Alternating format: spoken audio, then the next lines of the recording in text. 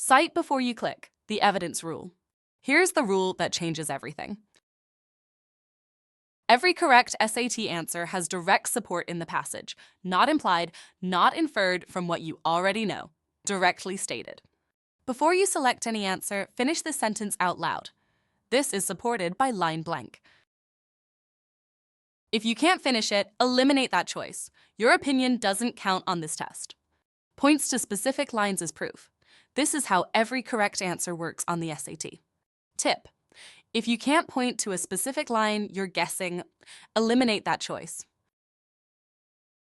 Your 4-step answer check. 1. Every correct answer is in the passage. 2. Before clicking, supported by line dash dash. 3. Can't finish the sentence. Eliminate. 4. Your opinion doesn't count. The passage does. Hope you find these hacks useful. Like and subscribe for more.